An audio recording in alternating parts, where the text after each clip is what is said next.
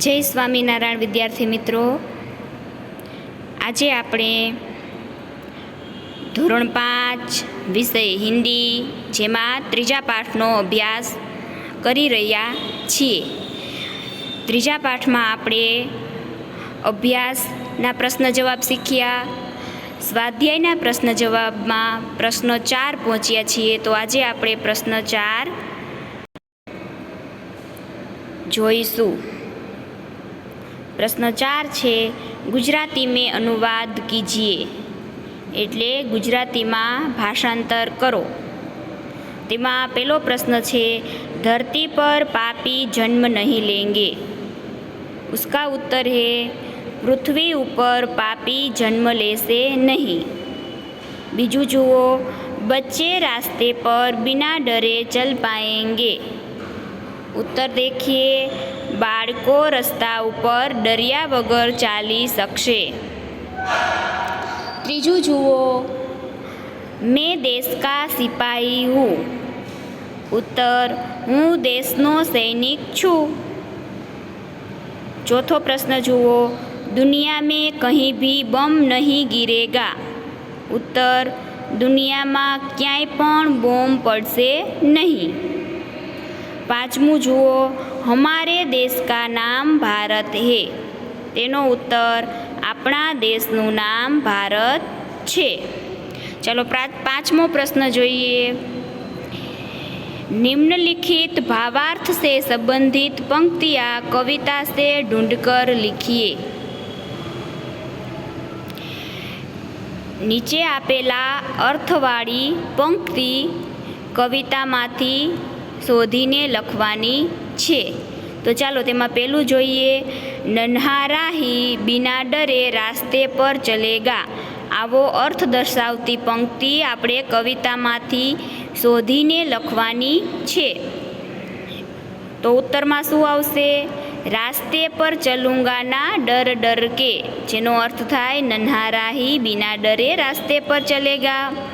चलो बीजू जुओ, नन्हारा ही मंजिल पाए बिना दम नहीं लेगा. नानकड़ो मुसाफिर ध्येय प्राप्त કર્યા વગર આરામ કરશે નહીં. આવો અર્થ દર્શાવતી પંક્તિ કઈ છે? उत्तर, मंजिल से पहले ना लूंगा कहीं दम. चलो ત્રીજું જુઓ, नन्हारा ही सबका प्यारा बनेगा. નાનકડો મુસાફિર બધાનો વહાલો બનશે. આવો અર્થ દર્શાવતી પંક્તિ કવિતામાંથી આપણે શોધીને લખવાની છે. તો કઈ છે? દુનિયા કી આંખો કા તારા બનૂંગા. ચલો ચોથું જુઓ, હમારા દેશ શાંતિ પ્રિય હે. મારો દેશ શાંતિ પ્રિય છે. આવો અર્થ દર્શાવતી પંક્તિ આપણે કવિતામાંથી શોધીને લખીશું. શાંતિ કી નગરી હે મેરા યહ વતન. ચલો હવે આપણે જોઈશું પ્રશ્ન 6. પ્રશ્ન 6માં ઉચિત શબ્દ ચુનકર વાક્ય પૂર્ણ કીજીએ. સાચો શબ્દ પસંદ કરીને વાક્ય પૂરું કરો. તેમાં પેલું છે લડકે ખેલ ખાલી જગ્યા રહે રહા હે રહે હે. તો ઉત્તર શું આવશે? બહુવચન હોય. લડકે એ બહુવચન છે. એક વચન થાય લડકેનું, લડકા. તો જ્યારે બહુવચન હોય ત્યારે હે લખીને તો કયો હે આવે? અનુસ્વારવાળો, એટલે માથે ટપકાવાળો. ટપકું છે એને શું કહેવાય? અનુસ્વાર. તો આમાં જે પાછળનો શબ્દ છે એ અનુસ્વારવાળો છે, જે બહુવચનમાં વપરાય છે, અથવા તો માનવાચક શબ્દમાં વપરાય છે. માનવાચક શબ્દ અને બહુવચન. તો ચાલો ઉત્તર જોઈએ, લડકે ખેલ રહે હે. બીજું જુઓ, ખાલી જગ્યા ક્રિકેટ ખેલતા હું. કાઉન્સમાં મેં અને હમ ઓપ્શન આપેલા છે. તો ખાલી જગ્યામાં શું આવશે? મેં ક્રિકેટ ખેલતા હું. ત્રીજું જુઓ, આપ કહા જા રહે હે. હવે બે હે આપેલા છે. એક ખાલી હે છે અને બીજો છે હે. ઉચ્ચારણ શું થાય છે? હે. માથે ઉપર અનુસ્વાર છે. તો અહીંયા આપ એ શું છે? માનવાચક શબ્દ છે. મેં જેવી રીતે તમને કહ્યું કે બહુવચન અથવા તો માનવાચક શબ્દ હોય ત્યાં અનુસ્વારવાળો હે આવે છે. તો અહીંયા આવશે આપ કહા જા રહે હૈ. ચોથું જુઓ, ખાલી જગ્યા કિતાબો મેં સે આપકી કિતાબ કौन सी है. કાઉન્સમાં યે અને ઇન બે શબ્દ આપેલા છે. તો અહીંયા શું આવશે? इन किताबों में से आपकी किताब कौन सी है. चलो पांचमू जुओ, हम खाली जगह पढ़ता है पढ़ते हैं. बहुवचन छे तो શું આવશે? हम पढ़ते हैं. चलो હવે પ્રશ્ન જોઈએ 7. सातमो प्रश्न छे, कविता के आधार पर देश या सिपाही के बारे में 5-7 वाक्य लिखिए. कविताना आधारे देश अने सिपाही पर 5-7 वाक्य लखवाना छे. देश या એટલે अथवा देश या सिपाही, देश अथवा सिपाही पर આપણે 5-7 वाक्य लखवाना छे. तो सौ प्रथम આપણે देश पर 5-7 वाक्य लखीशू. तो चलो उत्तर जुओ. भारत हमारा देश है. भारत आपणो देश छे. भारत का दूसरा नाम हिंदुस्तान है. भारतनु बीजू नाम हिंदुस्तान छे. दिल्ली भारत की राजधानी है. दिल्ली भारतनी राजधानी छे. हमारी राष्ट्रभाषा हिंदी है. अपनी राष्ट्रभाषा हिंदी छे. हमारा देश विशाल है. આપણો देश खूब ज मोटो छे. यहाँ विविध जाति और धर्म के लोग रहते हैं. અહીંયા વિવિધ જાતિ અને ધર્મના લોકો રહે છે. वे आपस में मिलजुल कर रहते हैं.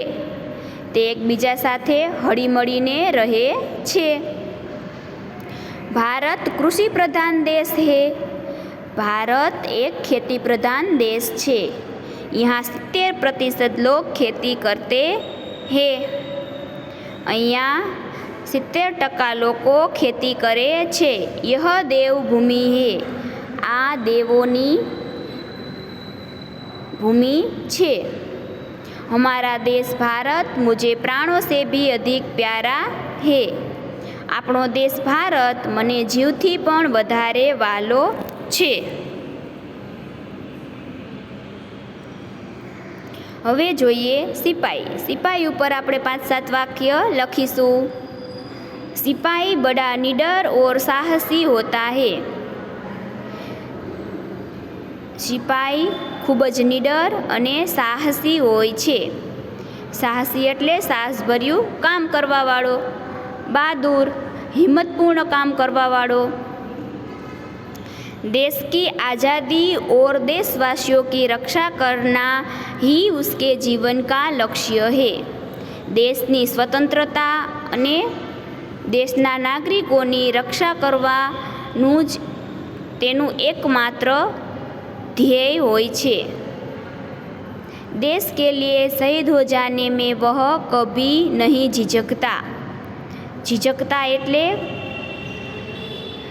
संकोच अनुभववो अथवा तो खचकाट अनुभववो. अहींया शुं कीधुं छे? नहीं झिझकता एटले संकोच अनुभवतो नथी. देश माटे पोतानो शहीद थई जवुं एटले जीव आपी देता पण ते संकोच अनुभवतो नथी. भारत का जवान हमेशा आगे बढ़ता रहता है. भारतनो सैनिक हमेशा आगळ वधतो रहे छे. वह कभी किसी पर जुल्म नहीं करता. ते क्यारेय कोई ऊपर अत्याचार करतो नथी. उसकी यही कोशिश रहती है कि तिरंगा झंडा हमेशा ऊंचा रहे. तेनो ए ज प्रयत्न रहे छे कि तिरंगो झंडो हमेशा ऊंचो रहे. देश में सुख शांति बनाए रखना सिपाही अपना कर्तव्य समझता है. देश में सुख शांति बने रहे ए ज સૈનિક પોતાની ફરજ સમજે છે. સૈનિક પોતાનું ફરજ શું સમજે છે? કે દેશમાં સુખ અને શાંતિ રહે.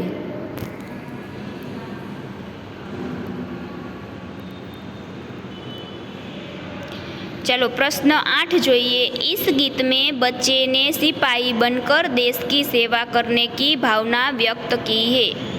આ ગીતમાં બાળકે સૈનિક બનીને દેશની સેવા કરવાની ઈચ્છા પ્રગટ કરી છે. सोचिए, क्या देश सेवा केवल सिपाही बनकर ही की जा सकती है? વિચારો, શું દેશની સેવા ખાલી સૈનિક બનીને જ કરી શકાય છે? નહીં તો લીખીએ, એ દેશ કી સેવા કેસે કરતે હે. આ લોકો દેશની સેવા કેવી રીતે કરી શકે? તેમાં આપેલું છે કિસાન, બીજું સૈનિક, ત્રીજું ખિલાડી, ચોથું કલાકાર અને 5 આપ એટલે તમે. તો ચાલો જોઈએ કિસાન કેવી રીતે દેશ સેવા કરી શકે. તેમાં કિસાન એમાં પેલું છે કડી મહેનત દ્વારા બહુત અનાજ પેદા કરકે. ખૂબ જ મહેનત કરીને અનાજ પકવીને ખેડૂત દેશ સેવા કરી શકે. બીજું જુઓ, કુદરતી ખાદ કા ઉપયોગ बढ़ाकर. કુદરતી ખાતરનો ઉપયોગ વધારીને. અત્યારે હવે ખેડૂતો પણ કૃત્રિમ ખાતરનો ઉપયોગ કરી રહ્યા છે, જેનાથી પશુપાલન ઘટી રહ્યું છે. કેમ કે આપણે જો કુદરતી ખાતરનો ઉપયોગ કરવો હોય તો આપણે પશુપાલન વધારવું પડે. કુદરતી ખાતર એટલે કયું ખાતર? કે જે પશુઓના છાણમૂત્રમાંથી બનેલું હોય છે તેને કુદરતી ખાતર કહેવાય. ત્રીજું છે કૃત્રિમ ખાદ एवं दवाइयों का उपयोग कम करके. જે કૃત્રિમ ખાતર આવે છે અને જંતુનાશક દવાઓ આવે છે તેનો ઉપયોગ ઓછો કરીને ખેડૂત દેશ સેવા કરી શકે છે. ચાલો બીજું જોઈએ, શિક્ષક કેવી રીતે દેશ સેવા કરી શકે? જ્યારે આપણે પાઠનો અભ્યાસ કરતા હતા ત્યારે મેં તમને સમજાવ્યું હતું કે એવું નથી કે ખાલી સૈનિક બનીને દેશ સેવા કરી શકાય, પરંતુ બધા નાગરિકો કંઈક ને કંઈક પ્રવૃત્તિ કરીને દેશ સેવા કરી શકે છે. તો આજે આપણે અહીંયા જોવાનું છે કે શિક્ષક કેવી રીતે દેશ સેવા કરી શકે. તેમાં પહેલું છે બચ્ચો કો ઉત્તમ શિક્ષા દેકર. બાળકોને ઉચ્ચ શિક્ષણ આપીને. બીજું, बच्चों में जीवन कौशल एवं जीवन मूल्य स्थापित करके. બાળકોમાં જીવન કૌશલ એટલે કળા, તો જીવન કૌશલ એટલે જીવન જીવવાની કળા અને જીવન મૂલ્ય સ્થાપિત કરીને. બાળકોને જીવન જીવવાની કળા શીખવીને અને તેનામાં જીવન મૂલ્ય સ્થાપિત કરીને. તો જીવન મૂલ્ય ક્યાં હોવા જોઈએ? તો કે બાળકને એક સારો નાગરિક બનાવવો, બાળક બધાને પ્રેમ આપતા શીખે, બાળક એક સારો નાગરિક, સારો દીકરો, સારો વિદ્યાર્થી બને, સત્ય બોલતા શીખે, સારા મિત્રો બનાવે, ભગવાનને પ્રેમ કરે અને બીડી સિગારેટ જેવા વ્યસનોથી દૂર રહે. અત્યારે તો બાળક બીડી સિગારેટ તો વ્યસન છે જ, મોટા થઈને બીડી સિગારેટના વ્યસનથી દૂર રહેશે એ સાચી વસ્તુ છે, પરંતુ અત્યારના બાળકોને ટીવી અને મોબાઈલ જેવા વ્યસનોથી દૂર રાખવા પણ જરૂરી છે. તો ચાલો ત્રીજું જોઈએ, ઊંચે આદર્શો કા આચરણ કરકે. ઉચ્ચ વિચારોને અપનાવીને. ચાલો ત્રીજું જોઈએ, ખિલાડી એટલે ખેલાડી, રમતવીર કેવી રીતે દેશ સેવા કરી શકે? પેલું છે ખેલ દિલી રખકર. રમવાની ઉમદા ભાવના રાખીને. બીજું ધોખેબાજી છોડકર એટલે વિદ્રોહ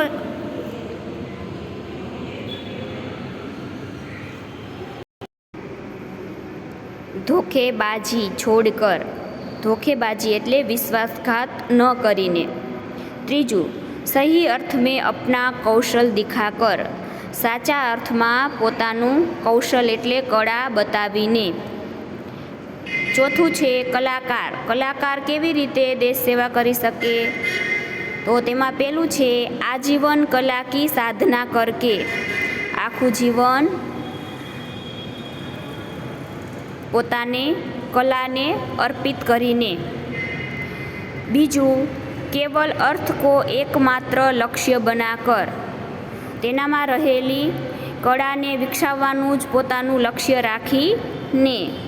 ત્રીજું, સકારાત્મક દૃષ્ટિકોણ રખકર મૂલ્યો કો ઉજાગર કરકે, સારો દૃષ્ટિકોણ અપનાવીને તેના મૂલ્યની કિંમત સમજીને. ઉજાગર કરવું એટલે સમજવું. આગળ મેં જે તમને જીવન મૂલ્ય સમજાવ્યા તે જીવન મૂલ્યોને સ્થાપિત કરીને, ઉજાગર કરીને એટલે સ્થાપિત કરીને. અને છેલ્લું છે આપ એટલે તમે, તમે કઈ રીતે દેશ સેવા કરી શકો? તો આ બધા ગુણ તમારે તમારામાં અપનાવવા જોઈએ. પહેલું છે अच्छी पढ़ाई का अपना कर्तव्य पूर्ण करके. बीजू, अच्छे गुणों का स्वीकार करके, सारा गुणों ने अपनावीने. त्रीजू, ऊंचे आदर्श रखकर और उनका आचरण करके, ऊंचा विचार राखी अने तेनु जीवन में आचरण करीने. छोटी छोटी बातों का भी महत्व समझकर, नानी नानी बातों ने पोताना जीवन में उतारवी अने तेनु महत्व समझवू. तो चालो विद्यार्थी मित्रों, अहीं आपणे त्रीजो पाठ पूर्ण करीए छीए.